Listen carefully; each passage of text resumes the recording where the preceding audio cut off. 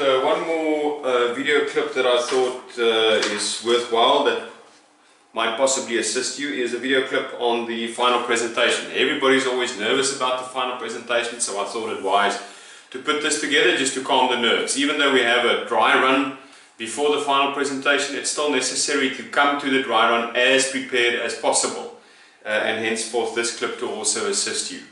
The BDAL document constitutes 70% of the total mark, and the presentation only 30%. But I'm going to take you through the mark rubric that we use for the BDAL and also give you some of the tips that I have learned over the years, which may on the day very much help you. The first one then there in terms of assessment criteria is the use of technology, multimedia. It says the quality of PowerPoint, videos, music, etc. used and the value added by the technology of the multimedia. It only counts for 5%, but ladies and gentlemen, it's important. When it comes to the actual PowerPoint presentation, I normally, as a rule of thumb, recommend that we do not have more than 10 slides. The slides need to aid the presentation. It is not the presentation. The presentation is you talking, just like I'm talking to this camera now. On the day you will be talking to the panel, to the other delegates in the group, to a larger audience. Maybe there will be some invitees from the other NGOs or from the sponsoring companies that wants to join us on the day.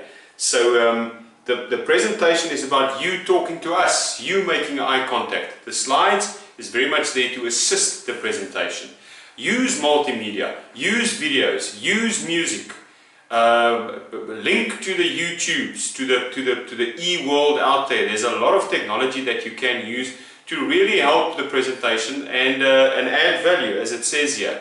So don't just bring us white slides with black font on it. By the same token, don't let the slides be too busy and be distracting from what it is that you're actually trying to say. But please make use of multimedia as much as possible. Just a tip, please, insofar as videos and music is concerned, the day before the time during the dry run, you test it and you make 100% sure it's working. On the morning of the presentation, you check it again. It's very distracting and nerve-wracking if you on the day all of a sudden find, well, the video doesn't want to show, or the sound isn't right, or whatever the case might be. So come prepared, go through those exercises before the time. It certainly helps to calm the nerves a little bit. Then the second part of the assessment criteria is the largest component, largest single component, and that is the content and the knowledge. Now let's just have a look at what they say there. Accurate use of relevant content from the program. Ladies and gentlemen, during this program you were exposed to financial models, to supply chain, you were exposed to certain techniques in terms of change management, etc., to strategy. Use the material. Look at what you've done in strategy in terms of planning, use it. Bring in the transactional environmental factors, the contextual environmental factors. Get the jargon right. Make sure that you illustrate clearly in the presentation where you have come across new learnings, new models, new approaches, ways of analysis, and putting together such a BDAL and call it by its name. If you have to make a reference to a certain session, Andre Roux gave us this information on the economy, or we used a tool that was given to us by Freddie on finance, or Gil on finance, or Brian Howe on strategy, then say that. Give that credit to those people, but make sure that you bring the learning in. You need to clearly illustrate an understanding of the subject matter, and then very important, as you reference the research that you conduct for your BDAL in terms of the Harvard method and all those techniques that we explained to you. The same needs to be, you need to do the same with the slides, ladies and gentlemen. If you're going to give us research, if you're going to refer, if you're going to use a McKinsey 7S's or a P-square model, make sure that you put the reference on the slide, and also during the presentation that you make reference to that. A BDAL, by and large, is a research document. All you're coming to do is you're coming to share the research. If the research is solid, it's very difficult for people to shoot holes in that.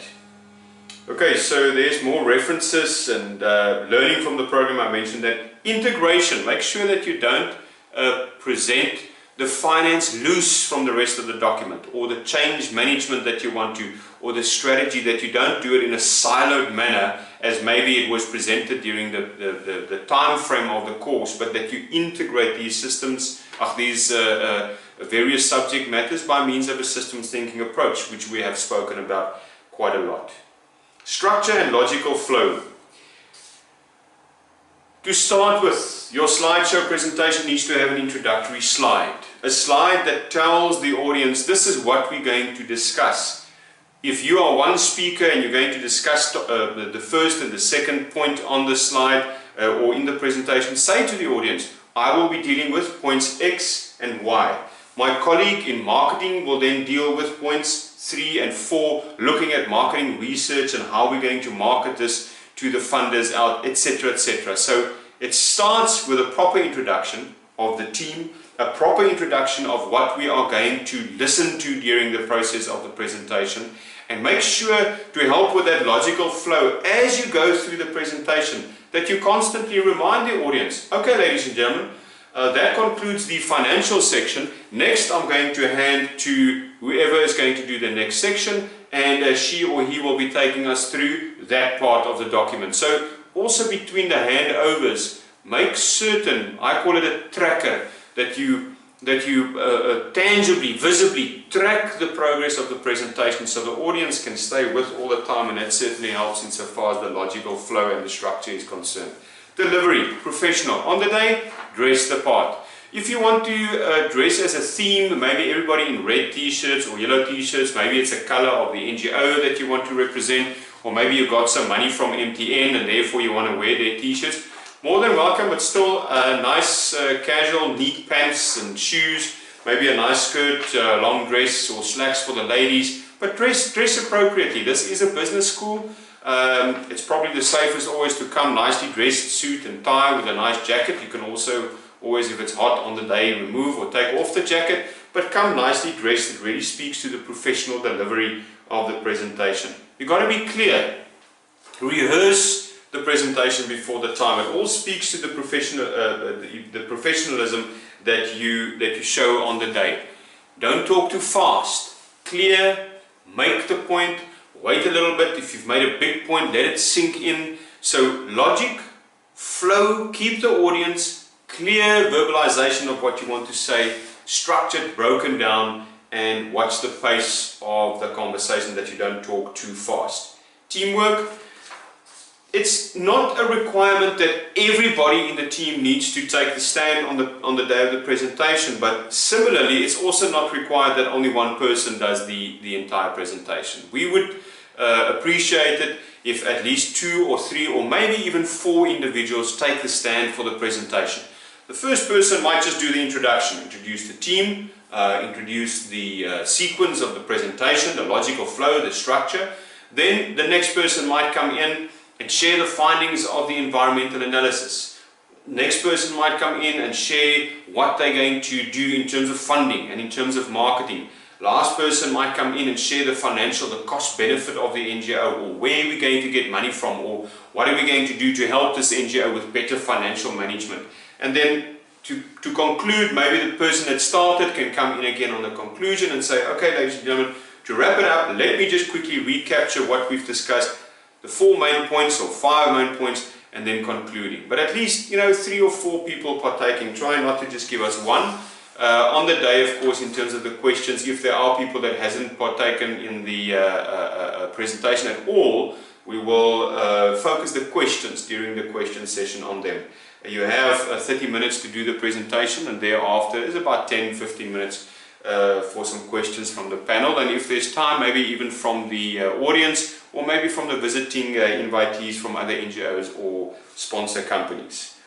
Creativity, try and illustrate in terms of the solutions and the recommendations what you've done to come up with creative solutions. Don't just take the first solution that jumps up. Clearly indicate to the panel and the audience, we have considered these 4 solutions, and at the end of the day, we decided on this one. We went through a process of brainstorming. We spent one Saturday afternoon and we looked at various options, looked at other organizations. Make sure that the solution that you put forward contains a large character of creativity and innovation. And then, ladies and gentlemen, it's a sales pitch. This is not a shortened version of the total BDAL, which is just a regurgitation of everything that's in the document. The simplest way in which you can explain the presentation being a sort of a sales pitch is, imagine you write this document to a sponsor and you get a call on the Monday and the sponsor says to you, I've managed to get our board together, you're going to come and talk to us on Friday. Bear in mind you only have 10 or 15 minutes. So what you do is you just extract the essence out of the document, because you want to sell the concept. You want to make sure you get the funding. Or if you're just presenting this to the actual NGO, you want the NGO to buy in, to be convinced. So very much what we call a sort of a sales pitch approach. And that is, as a single component, the second largest component. The first one being the content and knowledge, and the second one being the sales pitch. The rest, by and large, 10, 15 and 5%. Okay, it's got to be credible and feasible in terms of the recommendations that you make. So out of the research, out of the organizational abilities and the SWOT component, in other words, and based on the opportunities and threats, that what you recommend needs to be feasible. It almost needs to make a logical sense that that is the route that you want to go. Alright, that concludes my videos for this session. Good luck, and I hope you found them useful. Thank you.